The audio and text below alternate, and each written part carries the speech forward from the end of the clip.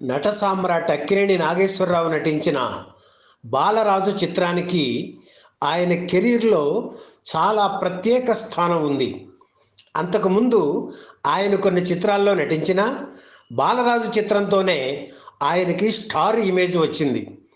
అమాయకత్వం కలిగిన అందగాడి పాత్రలో ఆయన ప్రేక్షకుల్ని ఎంతగానో ఆకట్టుకున్నారు.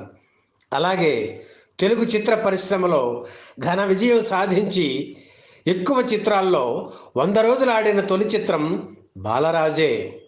28 కేంద్రాల్లో రజతోత్సవం, 13 కేంద్రాల్లో 200 రోజులు, 69 కేంద్రాల్లో 100 రోజులు పూర్తి చేసుకొని చరిత్ర సృష్టించింది బాలరాజు చిత్రం.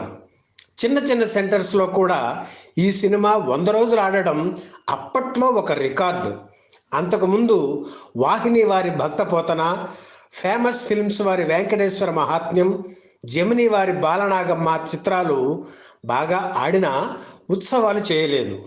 సినిమా 100 రోజులు ఆడిన తర్వాత ఆ చిత్రంలోని నటీనటుల్ని, సాంకేతిక నిపుణుల్ని ప్రేక్షకుల దగ్గరికి తీసుకువెళ్ళడం అనే సాంప్రదాయం 1943లో వచ్చిన తమిళ చిత్రం మంగమ్మ శపథంతో మొదలైంది.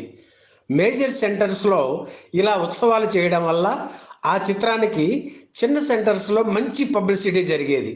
దాంతో తెలుగులోనూ జనం మధ్య శతదినోత్సవం జరపడం ప్రారంభించారు. 1946లో వచ్చిన ముగ్గురు మరాఠీలు, 1947లో వచ్చిన భరణి వారి రత్నమాల చిత్రాల 100 రోజుల వేడుకలు ఇలా జనం మధ్య జరిగాయి. ఈ 2 చిత్రాల్లోనూ అక్కినేని నటించడం గమనార్హం. బాలరాజు చిత్రాన్ని పూర్ణ వారు పంపిణీ చేశారు. వారి సహకారంతో ఈ చిత్రం శతదినోత్సవాలు, రజతోత్సవాలు జరుపుకుంది. విజయవాడలోని జై హింద్ టాకీస్లో షిఫ్టులతో ఈ సినిమా 36 వారాలు ఆడడం విశేషం. మన జానపద కథల్లో పసల బాలరాజు పేరుతో ఒక కథ ఉంది. ఆ కథను తీసుకుని దానికి ఇంకొక కథ జోడించి బాలరాజు చిత్రకథ తయారు చేశారు. కల్పిత కథ అయిన జానపదం కనుక శివుడు, ఇంద్రుడు తదితర పురాణ పాత్రలు కనిపిస్తాయి. ఇందులో హీరో అమాయకుడు, ధీరోదాత్తుడు కాదు. అందుకే ఈ సినిమా తీద్దామని దర్శక నిర్మాత ఘంటసాల బలరామయ్య నిర్ణయం తీసుకుంటే చాలామంది వద్దని వారించారు.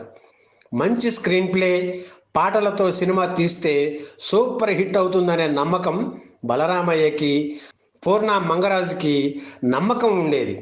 అందుకే అనుకున్న దానికంటే ఎక్కువ డబ్బు ఇచ్చి ఈ సినిమా తీయించారు మంగరాజు.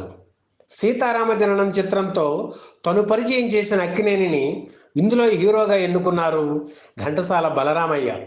సీత పాత్రకు ఎస్ వరలక్ష్మి ఎంపికయ్యారు. సినిమా విడుదల తరువాత ఈ జంటకి జనంలో ఎంతో క్రేజ్ ఏర్పడింది. వీళ్ళిద్దరూ పెళ్లి చేసుకుంటారని ఆ రోజుల్లో అనుకునేవారు. దేవకన్యగా అంజలీదేవి, ఇంద్రుడిగా సదాశివరావు, యలమంద పాత్రకు హాస్య నటుడు కస్తూరి శివరావు ఎన్నికయ్యారు. బాలరాజు సినిమా అక్కినేనికి ఎంత పేరు తెచ్చిందో కస్తూరి శివరావుకి కూడా అంతే పేరు వచ్చింది. కొన్ని సంవత్సరాల పాటు స్టార్ కమెడియన్గా ఆయన తెలుగు చిత్ర పరిశ్రమను ఏలేశారు. మల్లాది రామకృష్ణ శాస్త్రి సహకారంతో సముద్రాల రాఘవాచార్య బాలరాజు చిత్రానికి రచన చేశారు. పాటలు కూడా ఆయనే రాశారు. సినిమాలో ఎన్ని పాటలు ఉన్నా పర్వాలేదని, కానీ అన్నీ హిట్ కావాలని బలరామయ్య అంటుండేవారు. ఈ సినిమాకి గాలిపెంచెల నరసింహారావు సంగీత దర్శకుడు కాగా ఘంటసాల వెంకటేశ్వరరావు, సిఆర్ సుబ్బరామన్ సహకారం అందించారు.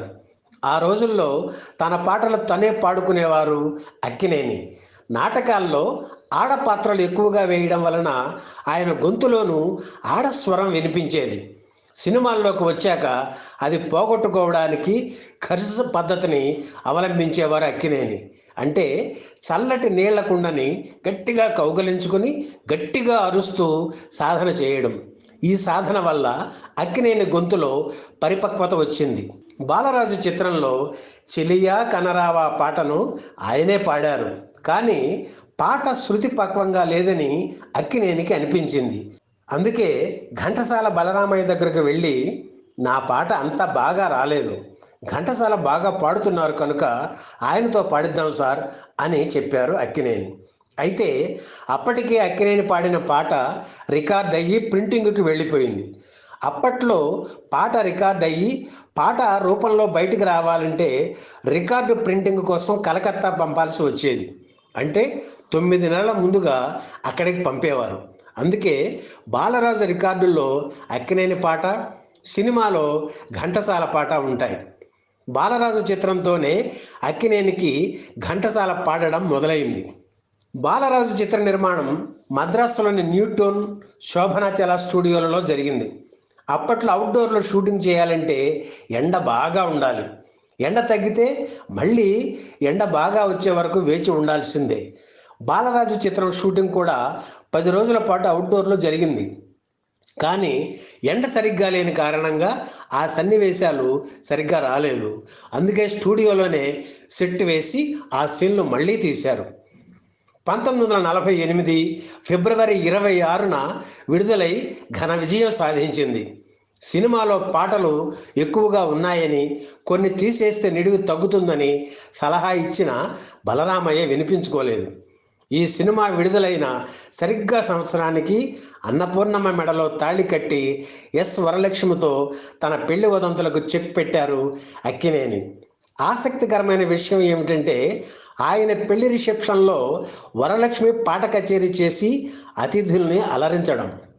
ఈ వీడియో మీకు నచ్చితే లైక్ చేయండి, షేర్ చేయండి, వెంటనే సబ్స్క్రైబ్ కూడా చేయండి.